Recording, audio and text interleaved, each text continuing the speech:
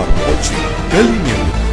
आपस में SIM card एक दूसरे को देते हैं, अपना सिम कार्ड दूसरे को देते हैं। कार्ड का इस्तेमाल मोबाइल डेटा यूज करने के लिए हुआ और उस मोबाइल डेटा से ईमेल क्रिएट किया गया। अपना फोन किसी को शेयर ना करो, अपना डेटा शेयर ना करो। ऐसे हैकर बैठे हुए हैं जो आपका डेटा पूरा लेके कहीं ना कहीं ऐसे मिसयूज कर सकते हैं। एक मैसेज सिर्फ यंगस्टर्स को देना चाहेंगे। हैकर्स जो है आपका इस्तेमाल करते हैं डेटा।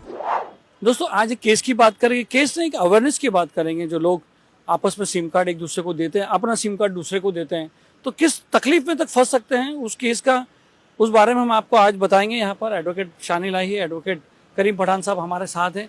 आपको पता होगा कुछ दिन पहले एक आरबीआई को ईमेल आया था, थ्रेटनिंग ईमेल आया था, 11 जगह बम से उड़ा देंगे, और फाइनेंस मिनिस्टर सीताराम के ऊपर आया था। ये सब चीज़ें 11 ईमेल एक सिम कार्ड से गया था, मतलब एक ईमेल गया था थ्रेटनिंग। पुलिस ने तहकीक करते हुए 3 जन को पकड़ा। अब इंटरेस्टिंग बात इसमें यह है कि जो सिम कार्ड बदलते हैं, ज़्यादा तवज्जो वो है कि जो लोग सिम कार्ड बदलते हैं उनको इस बात को बराबर ध्यान देना, कभी किसी को अपना सिम कार्ड न दे। बात करते हैं करीम पठान साहब पहले ही बताइए कि क्या मसला था। देखिए, एक कंप्लेंट लॉज होती है MRMR पुलिस स्टेशन में, जिसमें ये बताया जाता है कि रिजर्व बैंक ऑफ इंडिया के जो सिक्योरिटी ऑफिसर है उनको एक मेल आता है जो एक थ्रेटनिंग ईमेल था, जिसपे ये लिखा गया था कि रिजर्व बैंक ऑफ इंडिया और बाकी के दिगर ऐसे 10 इम्पोर्टेंट ऑफिसेस है, वहाँ पर बॉम्ब इम्प्लांटेशन किया गया है और इमीडिएटली फाइनेंस मिनिस्टर रिज़ाइन कर दें वरना अंजाम बुरा होगा। इस तरह का एक उनको ईमेल आता है। वो अकॉर्डिंगली उस ईमेल के को बेस बनाते हुए वो कंप्लेंट फाइल करते हैं कि FIR रजिस्टर होता है। और ड्यूरिंग इन्वेस्टिगेशन ये पता चलता है कि जो ईमेल गया है, जिस सिम कार्ड से गया है, वो एक गुजरात बड़ौदा से है।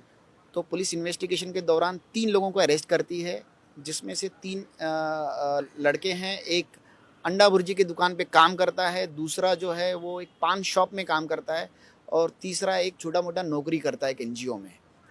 तो इन्वेस्टिगेशन में ये पता चलता है कि जो सिम कार्ड था वो अंडा भुर्जी जो शॉप चलाता है वो लड़का, उसने अपना सिम कार्ड अपने दोस्त को दिया जो पान शॉप वाला है, और उसने ये सिम कार्ड अपने एक रिश्तेदार को दिया जो तीसरा एक्यूज्ड है। और पुलिस तीनों को अरेस्ट करती है, इन्वेस्टिगेशन करती है, और इन्वेस्टिगेशन करने के बाद चार्जशीट भी फाइल होती है, और अल्टीमेटली फ़िलहाल अरेस्ट हो जाती है। और फिलहाल स्टेटस ये है कि तीनों का बेल हो गया है। तो ये तीनों इतनी सीरियस एलिगेशन है, सिम कार्ड बदले, सिम कार्ड उसने उसको दिया, उसने उसको दिया, तो what was the ground of the bail, मतलब क्या एलिगेशन था और क्या बेल था, बेल के आर्गुमेंट्स क्या थे? जो एलिगेशंस तो मैंने अभी बताया आपको कि जो एलिगेशंस लगाए गए थे। रही बात जो जिन ग्राउंड पे बेल हुआ है, इनका सेशंस कोर्ट ने बेल दिया। इस पर काफ़ी बहस हुई। बहस के दौरान ये पता चला कि जो आरोपी हैं वो इलिटरेट हैं, और उनके तरफ से ये एक नेग्लिजेंस हुआ है कि उन्होंने अपना एक सिम कार्ड अपने दोस्त के साथ शेयर किया। और तीसरा ये ग्राउंड था उसमें कि यहाँ पर मैक्सिमम चांसेस हैं उनका सिम कार्ड और उनका जो IP एड्रेस है वो हैक हो गया हो।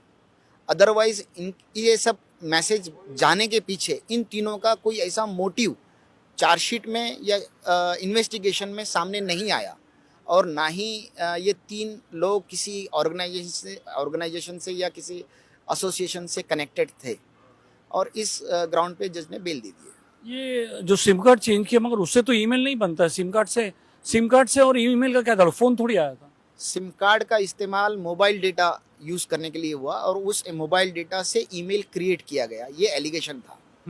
अब वो ईमेल ID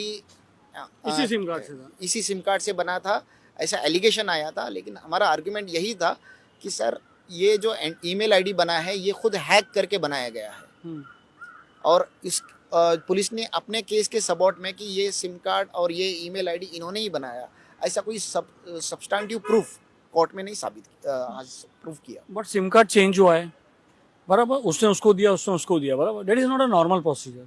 आदमी एक को ही देता है सिम कार्ड, नॉर्मल प्रोसेस नहीं है। और उसी सिम कार्ड से जो एक थ्रेटनिंग ईमेल जाता है, तो इसको कैसे देखेंगे आपके? सबसे पहली बात है कि ये केस ही आरोपी का यही था कि थ्रेटनिंग ईमेल हमसे गया ही नहीं है, और जो सिम कार्ड और जो IP एड्रेस बताया जा रहा है वो खुद एक हैकिंग करने के बाद ये मैसेज गया है, अदरवाइज इन लोगों का कोई मोटिव नहीं था। तो वो आईपी एड्रेस कहाँ का था, पुलिस ने ये फाइंड आउट नहीं की?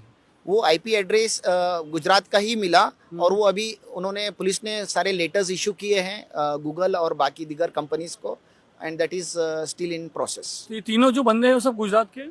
तीनों गुजरात के, तीनों बड़ौदा से। जी। क्या कहना चाहोगे आप ऐसे मामलों में, लोगों को क्या कहना? देखिए, सबसे पहले आज तक के जो युवा है जो मोबाइल में ज़्यादा व्यस्त रहते हैं और अपने मोबाइल ट्रांसफ़र करते हैं, अपना डेटा शेयर करते हैं, कहाँ कहाँ सिम कार्ड देख लीजिए, उसका अंदाज़ा क्या होता है। बहुत सीरियस एलिगेशन थे, लेकिन उसको आर्ग्यू किया गया और सेशन कोर्ट द्वारा तीनों आरोपियों को 3 महीना, कम से कम 2.5 महीने में उनको तीनों को बेल हुई। पहले एक्यूज नंबर 2 और 3 को बेल हुई, जिनका कोई रोल नहीं दिखाया गया इसमें, क्योंकि सिर्फ उनका ये रोल था कि 2 ने 3 को सिम दिया और 3 ने 1 को सिम दिया। 1 थोड़ा पढ़ा लिखा था, थोड़ा ट्रेडिंग बिजनेस करता था, छोटा मोटा काम करता था, उसकी वजह उसके पर शक की सुई ज़्यादा थी। लेकिन उसके बाद भी जब सेशन कोर्ट ने आर्ग्यूमेंट को सुना तो उसके खिलाफ भी कोई ऐसे पुख्ता सबूत नहीं पाएगा, जिसके मद्देनज़र उनको बेल ग्रांट कर दी गई।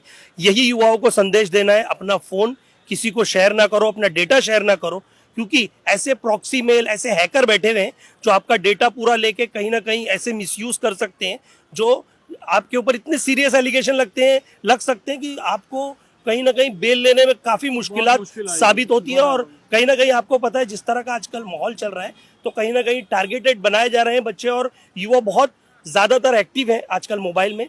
तो इसी तरह से जागरूक रहें और एक दूसरे को डेटा शेयर ना करें, सिम कार्ड शेयर ना करें, यहाँ तक कि फ़ोन नंबर भी जो आजकल होते हैं ना, एक फ़ोन दे दीजिए करना है, वो किसे कर रहा है, कौन आरोपी को कर रहा है, वो लास्ट टाइम था उसका, वो कॉल का, कोई भी ऐसे इंसिडेंट बहुत होते हैं। तो इस चीज़ से बचें, मेरा यही मानना है। इनके नाम बताएंगे आप, कौन कौन थे और क्या क्या काम है? एक का नाम था का अर्शिल नाम था आदिल, दूसरे का था वसीम, और तीसरा गुर्जी वाले का क्या नाम था? आदिल मलिक। और जो सिम कार्ड दिया जो थे दूसरे थे उनका नाम है वसीम, और तीसरे जो